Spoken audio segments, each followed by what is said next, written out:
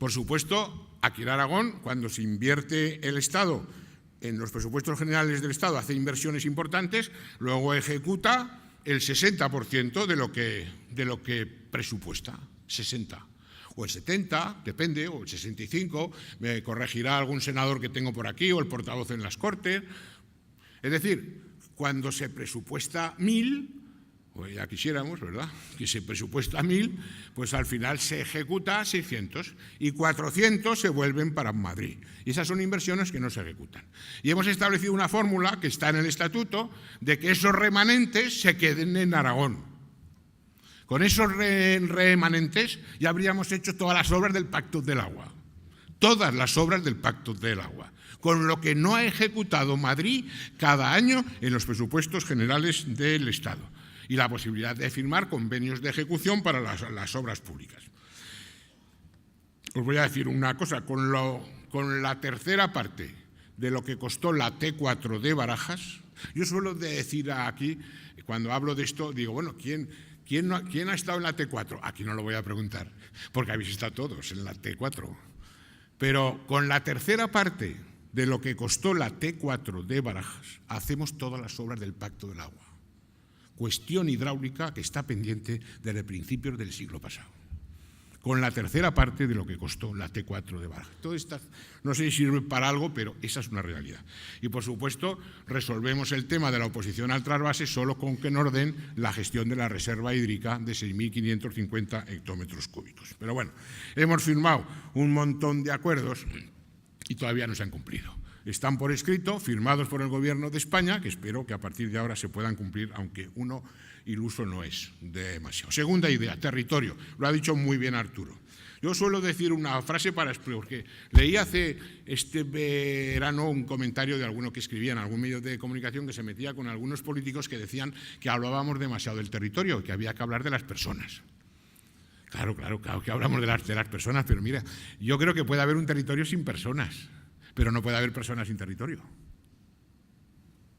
No puede haber personas sin territorio. Puede haber territorios sin personas. Y de hecho, en Aragón tenemos bastante territorios sin personas. Pero personas sin territorio no es posible. Y en el territorio están los recursos, está el medio ambiente, están las infraestructuras, está la energía, el agua, las comunicaciones y esa magnífica situación estratégica que tiene Aragón, que es el centro. Ahora ya no lo sé, porque con esto de la crisis ya no sé cómo vamos de Producto Interior Bruto, pero vamos, somos el centro de ese radio de 300 kilómetros donde estaba el 75% del Producto Interior Bruto de este país. La situación estratégica la tenemos que seguir desarrollándola y eso explica que algunos proyectos han sido viables en Aragón gracias a nuestra situación. Y claro, lo primero que hay que hacer es organizar también mejor el territorio.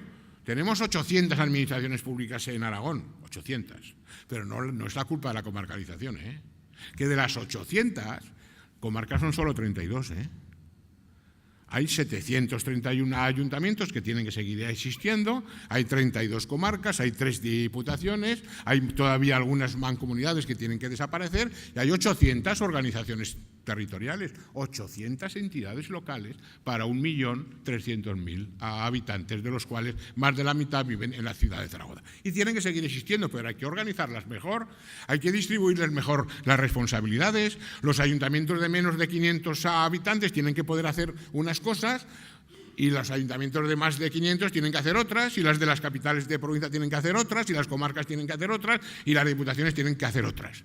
Pero todo esto hay que organizarlo y hay que ordenarlo de alguna manera. Y eso es lo que pretendemos, y presentaremos alguna ley al respecto.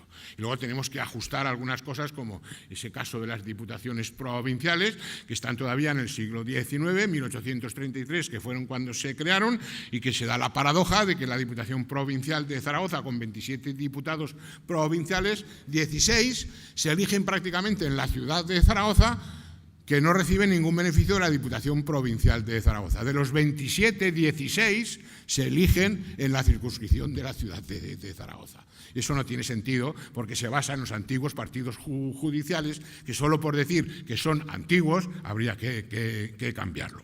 ¿Eso qué significaría? No me voy a extender mucho. La reducción en 1/3 de los cargos locales. La reducción en 1/3 de los cargos locales. La ley de capitalidad de la ciudad de Zaragoza es otro tema. Tercer punto, algo que yo le tengo un especial aprecio, que Aragón crezca en España. A mí me parece que eso es muy importante.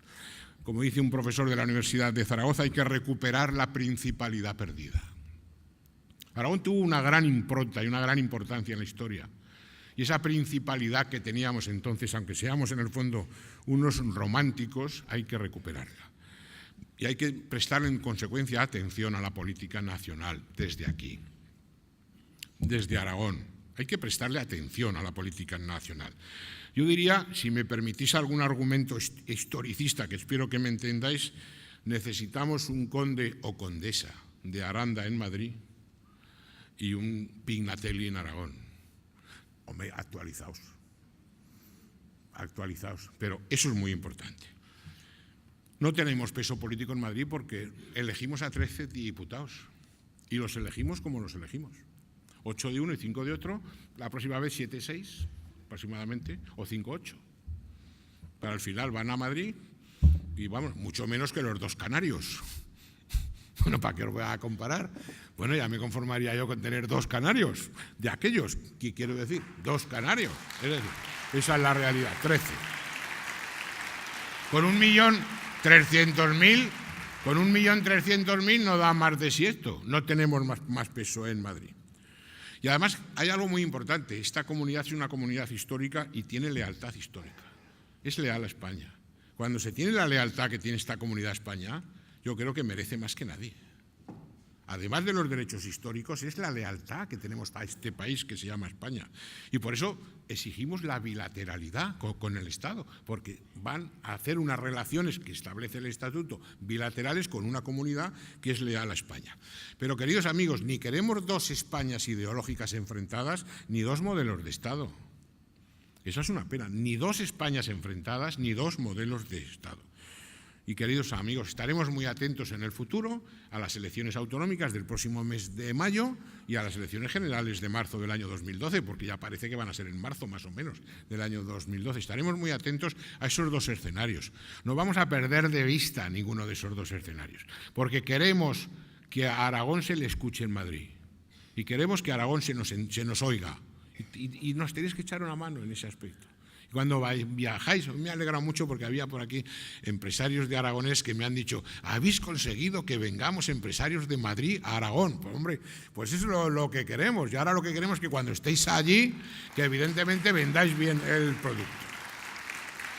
Pero mirad, me quedo con eso, que Aragón crezca en España. Cuando este partido se fundó se decía una expresión que decía, queremos que España crezca en Aragón. No, queremos que Aragón crezca en España. Queremos más peso en Madrid, más peso en España, en las instituciones. Queremos que se nos escuche. 4ª idea, la crisis. Yo sobre la crisis 3 ideas básicas. Primero, va de suyo que cuando haces frente a la crisis, lo primero que tienes es que aceptar las leyes de la economía de mercado y creer en las empresas. Yo no entiendo cómo se puede hacer frente a la crisis sin creer en la economía de mercado, porque el que no crea, pues que la elimine, que la suprima, pero como no la van a suprimir porque no nos dejan o no les dejan, pues hay que jugar con la economía de mercado y hay que creer en las empresas, que son las únicas que pueden crear empleo. Son las empresas. La única política contra el paro es la creación de empleo. No me vale ninguna otra. Lo demás es demagogia. Y son más peligrosos, casi tan peligrosos, los demagogos que los corruptos. Los corruptos acaban en la cárcel. Aún no he visto a ningún demagogo en la cárcel. La demagogia me da horror. Me da horror la demagogia. La corrupción también, más que la demagogia. Pero la demagogia me da porque, desde luego, es muy difícil de controlar.